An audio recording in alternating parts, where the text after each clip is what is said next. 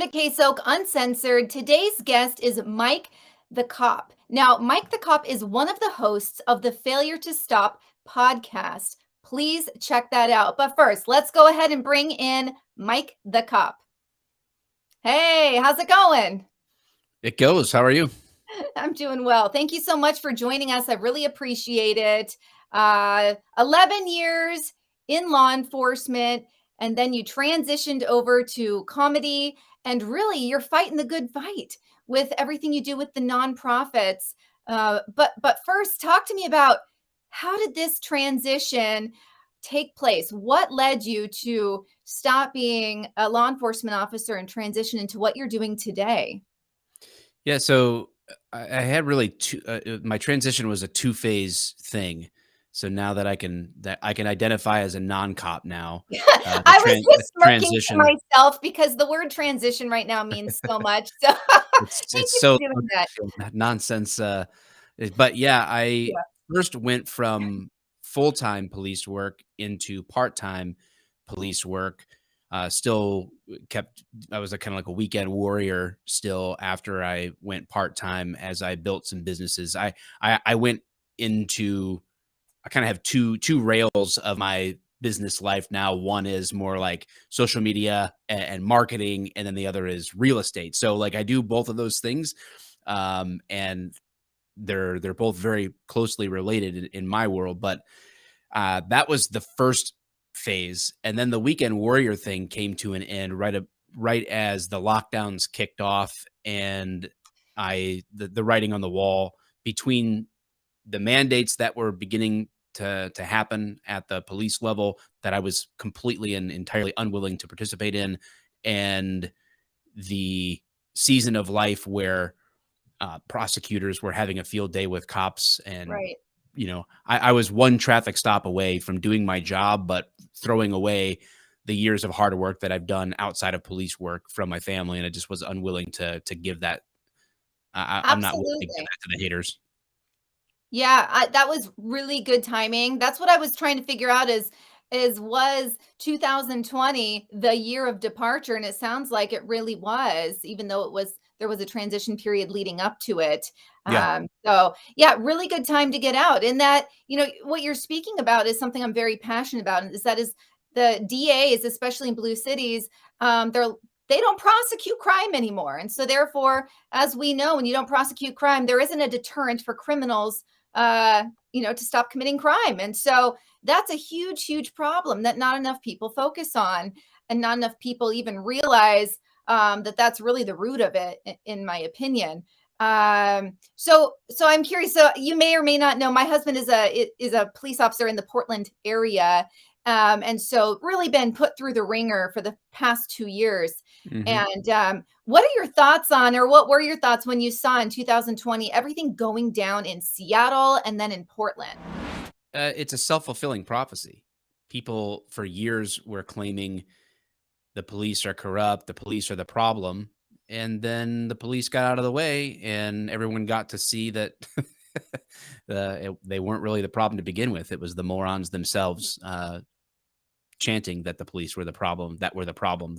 So it was exactly what you would expect from people who want to bash the police for years, and then take the police out of the picture and reduce their enforcement authority, and you get Portland, you get Seattle, you get LA, you get Chicago. That's what you get. And so that I've been preaching that for years, which is that if you get rid of the good cops, all you're going to be left with are a bunch of yes men on one Yes, side, or you're going to get corruption. You'll get cops that uh, they're they're on the take because the good cops are gone. And smart cops are leaving, and right. I don't blame them. I think we kind of need to have that little bit of um, refining or purging, culturally speaking, and that's why we see Minneapolis coming back with $6.4 million to entice people. We have Portland sending out to all the recent retirees, begging them to come back, enticing them Right. to try to come back to the job because they created their own shit show, if I'm allowed to Yeah. say that. Yeah, they And sure did. They and sure did. I hope that guys don't go back. I hope that I people disagree with me, and I do think we need good cops, but I Right. think that good cops need to move. flee these cities. Right. Go where you're respected, go where you can do your job, and let them burn. And Right. then they'll come back and go, you know what? We need good cops back. Oh, okay, Right. cool. Well, here's the terms. Right. We have to smash the political monster that is controlling policing. Yes, amen. I mean, seriously, it's really tough. And when I think of oath breakers, talking about the police that are just the yes men, the ones that are just doing it for the paycheck, or the semi-corrupt ones, I have been calling out the NYPD. I think this is a big thing where people, I back the blue, but I don't back every single police officer. If someone is an oath breaker, and this is something I've been very vocal about, even though I'm married to a law enforcement officer, if someone is an oath breaker and they are arresting somebody for a mask mandate, or not having their papers, their vaccine cards, I am calling them out. And the one I've seen the most is the NYPD, and I'm constantly tagging them and calling them oath breakers. I think things have calmed a bit, but I think but a lot of them got a lot of the cops in New York were getting a raw deal only because people that are liberty minded, they have to understand the double-edged sword that is liberty, right? And so in the one sense, we don't want mask mandates because we believe them to be unconstitutional, and one person, whether it's a mayor, a governor, or a president, cannot determine everything. And that's anti-constitutional, it's anti-freedom.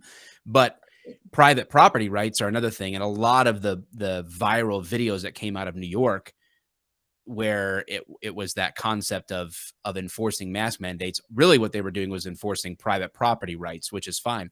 I'm an extremist when it comes to private property rights. I think you should be able to have a whites only or a black only business or a Jewish only business, or I don't care. I just won't go to your place. You know what I'm saying? Like, I'm an Mhm. extremist when it comes to that. So if somebody at a pizza place says you can't eat here unless you show us a vaccine card, fine. Well, then the police are just enforcing a private property right. If they're going to kick somebody out who says I'm not leaving, you know. Right. So Wow, that's like the police that are enforcing a mask mandate in public spaces, that I believe is a violation of your oath, and is contrary right, to the right. principle of liberty. If they are responding to a private business who says I don't want these people in my business, well, then the cops just doing their job, whether that's because of a mask mandate or a vaccine mandate that the private property owner doesn't want them there. But if they're enforcing it on principle, um, then that's where I would draw the line. Yeah, it's like I hear what you're saying, and I totally agree, except for the fact that I feel like these businesses they wouldn't even have these standards in place if it wasn't for the fear of the government slapping them with fines or with fees or Sure. shutting them down. That's the part that really irks me, is Yeah, they're I have a not ton of doing it respect because for they the businesses that truly stayed open. feel like, I don't feel like these pizza shops, right, truly feel that they need masks on all their patrons, or that all their patrons need to be vaccinated. I feel like they're doing it out of fear of repercussion from, their Sure. city leaders. So that's the part that it's like I totally see where you're coming from, but that's the part where I feel like what's the derivative? And to me, it's just really horrible, tyrannical leadership. Mhm. Yeah, Uh, there's no doubt that NYPD is led by a complete douche, and so is the city. amen, I mean, amen to that. I mean, seriously. there's no way around that. You don't get to that level of politics and stupidity without, Yeah, bending it over and taking it exactly. from a party. Yeah, Well, I don't exactly. jive with any of that. I have to pivot a little bit back to your law enforcement career.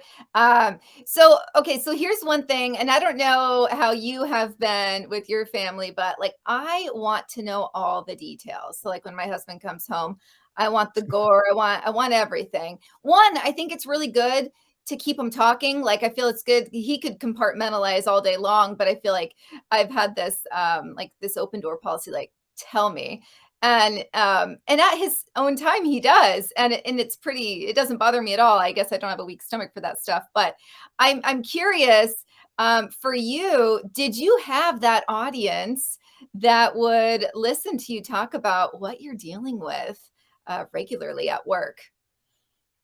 I mean, I suppose the door, so to speak, is always open. I didn't hide or suppress anything. I also didn't necessarily always feel the desire or need or benefit of rehashing everything either. So, um, a lot of the highlights of my day or the lowlights of my day, our family around the dinner table, which is something that we've always maintained that dinner together is a priority. It doesn't mean it happens every day, but for my kids growing up, it was 6 out of 7 days, you have dinner together as a family. And so when I was with my family for dinner, we always do what we call our highs and lows. So I regularly shared my highs and lows, both with my family as a general, or my wife in particular. But that doesn't necessarily mean I shared every detail or every thought, for any number of reasons. So I think I had a healthy balance there without needing to give every painstaking detail. But Yeah, the general ideas, yeah, the highs and lows of the things I that you like see. that. I don't need to give I don't need to give gory details, nor do Yeah, I think it's always appropriate to do so, even with right, my spouse. But the general sentiment of right. something that was difficult or awesome could be shared Yeah, for sure. yeah. No, I love that, I love that, and I back to, like, having dinner at the table as a family, we try to do that at least, like you're saying, like, 5, 6 days a week, like, that's something that's a priority for us too, and I do feel like we don't do the highs and lows right now, but I think that's Yeah, it makes for awesome to good have dinner that conversation. structure. Everybody's highs and lows. Yeah, I think that's fantastic. It's a great practice. But yeah, I'm probably just the sicko. I fall asleep listening to true crime, so the sicko that wants to hear all the details. But Sure. yeah, yeah, I'm probably one of the rare ones, I guess.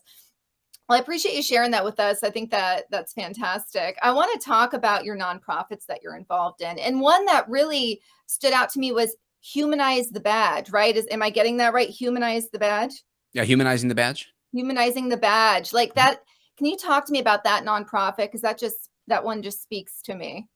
Yeah, where we're at these days is we draw attention and leverage the power of social media to bring awareness to the good things that people are doing in their community, either as cops or with and for cops. So really bringing both sides of that community coin together. And as we raise funds, what we're doing is we have a grant program that we run every quarter, and we give the biggest amounts away in Q4, but we allow organizations or individuals doing cool things in their community to submit the grant application. We have a group of people that review those and then filter that to our board, and we give these grant awards, and we have someone on staff uh, posting and sharing all sorts of positive things happening in communities across the country when it comes to law enforcement. And so, um, when you want to check that out, ever humanizingthebadge.com, and we have it'll say at the top like grant application. So if that describes you, then we do that. And that's basically the bread and butter of humanizing the badge right now. So that we're fans of saying our name is the mission. That's just what we're trying to do, and we're leveraging the power of social media influence to draw people's attention to that. I love that. That is so important, if not now more than ever, right? So, yeah, I think that's fantastic. You also have, you're also part of, is it a call for backup? Call for backup. Yep. Yes. Can you talk to us about that one?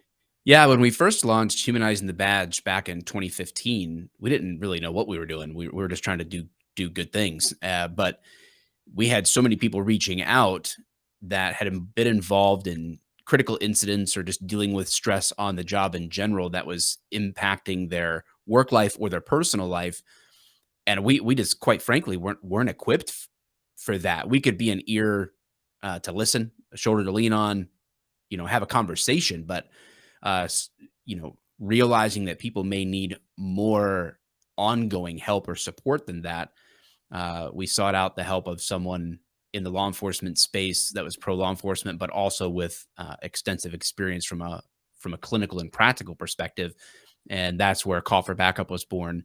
And now we offer we actually have the head of Call for Backup is in Wyoming right now, teaching at some law enforcement institution out in Wyoming today. We help do teachings for stress resilience, basically, and we don't charge people for that. We just try to raise funds to cover the cost of doing it, and get out there and get the word out about how you can build a life that is resilient to the stresses of the job. But also, we'll do post critical incident stress debriefs and all sorts of things like that. So Wow. we're trying to be there for people that resonate with what we're trying to Yes. accomplish. I have to share something with you on that topic, and it's, not everyone is cut out for being a first responder, and I'm definitely one of those. But I have to tell you, I did a podcast, and it was with a grieving father who had just lost his daughter at a very young age due to medical malpractice. Mhm. And we were sharing his story, and I felt like, the entire time we're recording, it's like I could feel his pain and his loss. And as soon as we were done recording, and I don't really drink often, like maybe 2 or 3 times a year, right? Like it's just doesn't do anything for me. I wanted a drink. I was like, "Oh my gosh, I feel like I need a drink," because it was so heavy. And then it really clicked for me for what a lot of first responders go through. Um, that's just on a teeny mild, it's a podcast.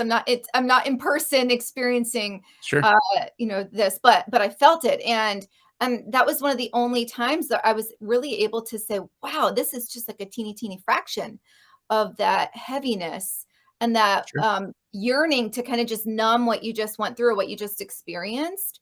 And it gives me chills actually right now because it just really stuck with me. Um, yeah. So that what you do is so amazing because that is so needed. And for the first time, I was really able to somewhat teeny tiny understand what they're going through. So, Yeah, well, cops tend to fill that gap when they're under that kind of stress. The 3 Bs, booze, boats, and boobs is what I say. Those are I've never heard those. the boats before. That's hilarious. Yeah, and that's representative of spending money on a bunch of shit that you don't need Right. in the hopes of, "Oh, this will help me if I can get away on the weekend Yeah. with this toy or that toy or whatever else." Spend a lot of money that you don't have on things you don't need to Right. satisfy something that'll never work. So, Right. trying to drown your sorrows or forget about the real stresses of your life through alcohol, through purchases, through women or men or whatever you identify as, and none of that stuff is healthy. so Right. Right. so Seriously. you have to really face how to build a life that's actually resilient in the face of the job that we do. Oh, absolutely. So you have a third one. I mean, I don't know how you keep all this straight, but you have a third, relentless defender. Yeah, I don't. I'm not a member of the board of that or anything like that. I didn't start that one. I'm just a huge supporter. I've had to early on recognize that when in the world of social media, I get a half a dozen or more requests a week to share a GoFundMe or to share this fundraiser or that fundraiser. It's overwhelming the amount of need and people trying to do good things out there, and I can't do it all.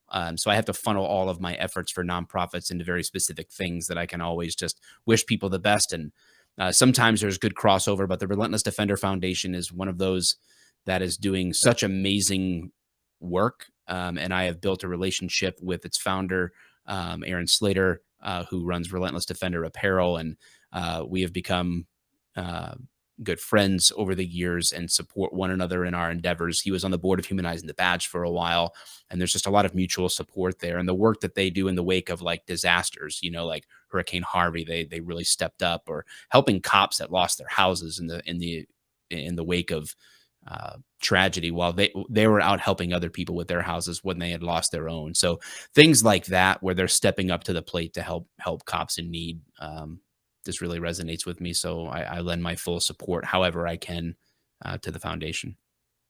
Fantastic. Yeah. What is the website for that? Good question. All right. We'll If put it you in the just chat notes. Google Relentless Defender Foundation, you'll Okay, find it. cool. All right. Sorry to put you on the spot there. Oh, you're good. We'll get that up there. That sounds awesome. You're a part of so much, and I just think it's so incredibly important. And you're right. There is an endless need for, I mean, to help people. I mean, it's wild, and it just breaks my heart every time I'm going through and I see a GoFundMe or What is it? Give, Send, Go. That's the one I'm supporting now.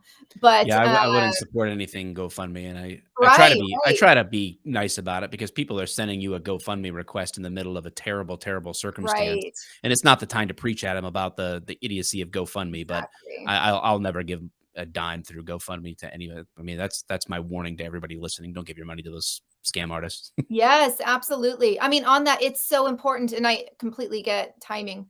Um, it is so important. I've actually seen a lot of the folks that follow me are patriots across the United States, and I'm seeing the Give, Send, Go so much more often, which is Yeah. great. That means the word really got out there. I mean, to see what they did to the Canadian truckers, I mean, Hmm. that woke a lot of people up. Like, Yeah. it's just mind blowing.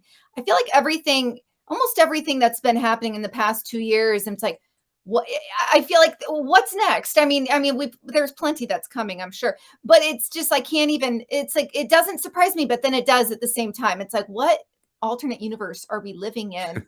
Right. I have to tell you, I was just at the Reawaken tour in Salem, Oregon, and just going back to what the Northwest has been through, especially Oregonians with everything, all of the anarchy and the sin, and I mean, Portland is just it's not the city of roses, it's thorns. I mean, it really is, and but I was at this Reawaken event. We had General Flynn and Clay Clark, and we had Eric Trump, and it was like the coolest event. But what was more cool than all of these amazing speakers, and there were like 50 plus speakers, doctors and lawyers and pastors.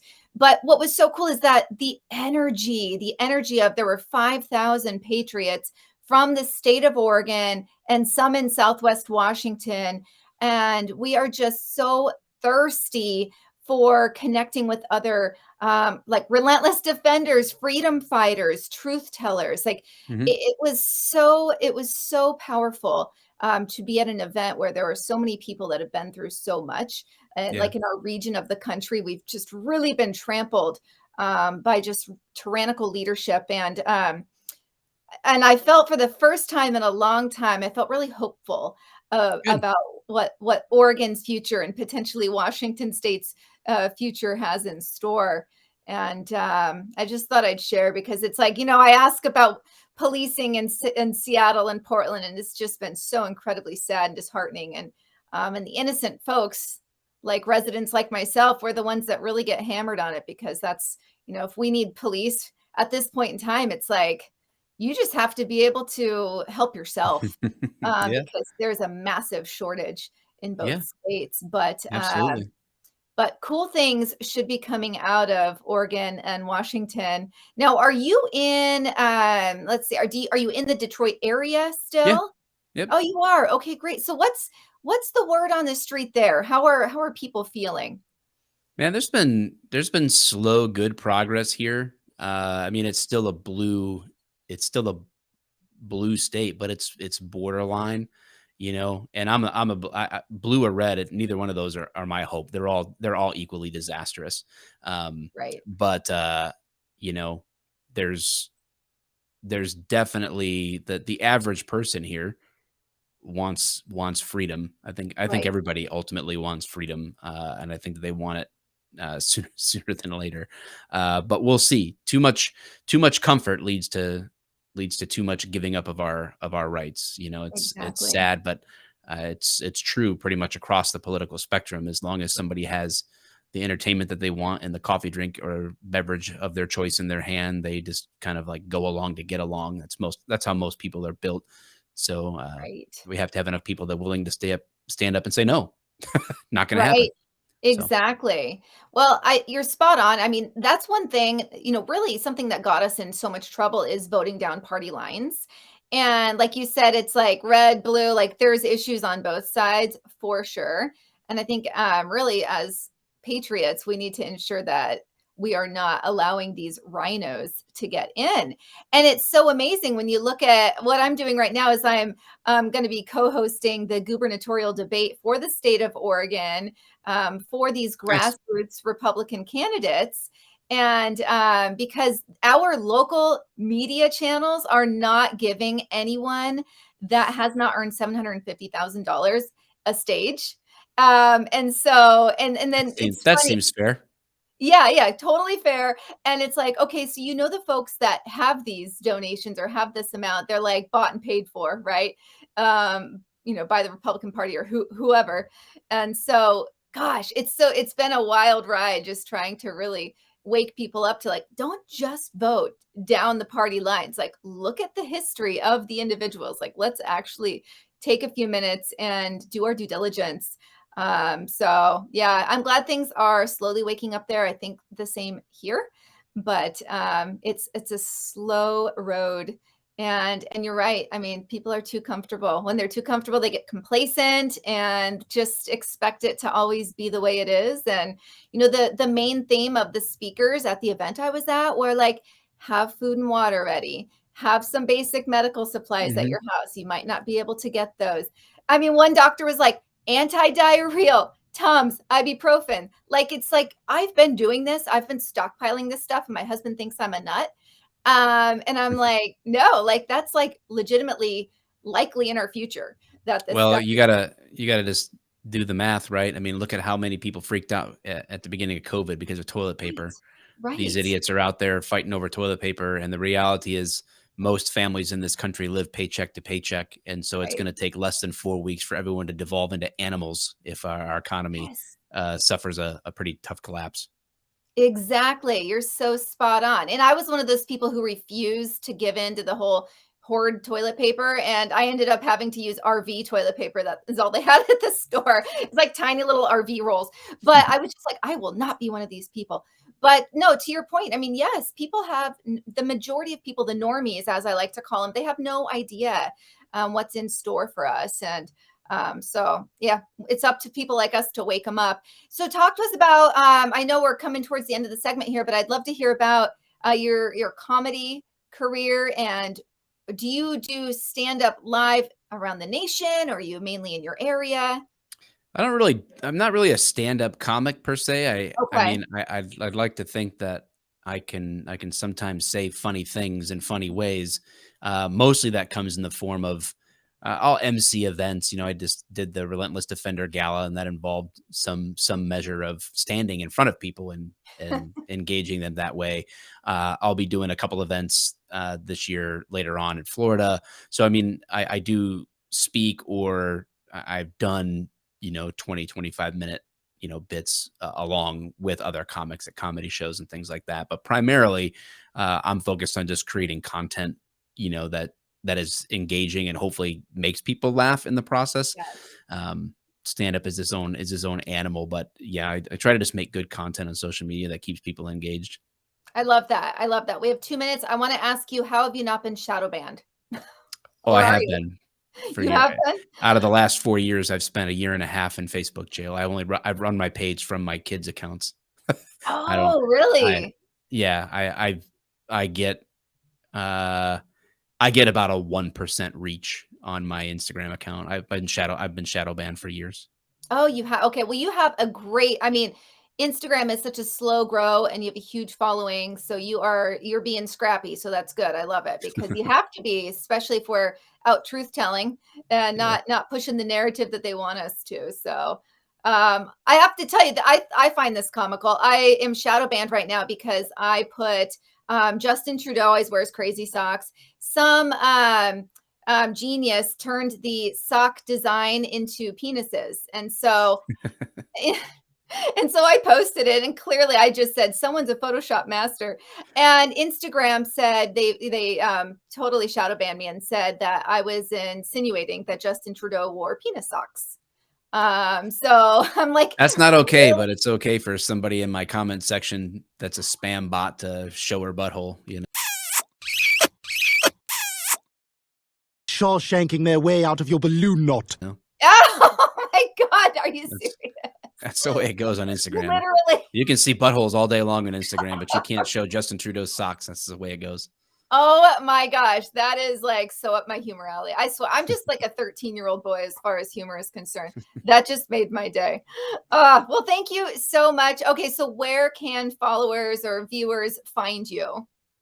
Honestly, right now, like the biggest thing I'm hoping that people will do as far as I'm concerned in content is to look up the Failure to Stop podcast. I host that with my friend Eric Tanzi. And then we've got a variety of shows. We're putting out 4 episodes a week, and we'll be adding some more stuff. Lots of good things to come. And if you're looking for a cop podcast that is not a cop podcast, then Law Enforcement Meets Culture, and we have a blast at the show, and we're looking to really grow that this year. So if you just look that wherever you look up podcasts and give it a shot, that'd be the best thing. I love it. I love it. I'm just holding back my smirk about that butthole right now, but that's fantastic. Your balloon knot. I will be checking. I'm so immature. I'll be checking you out. Thank you so much for coming on. I really appreciate it. And thank you for everything you're doing for the law enforcement community and then some. I appreciate the opportunity. Oh, you as well. You have a great day.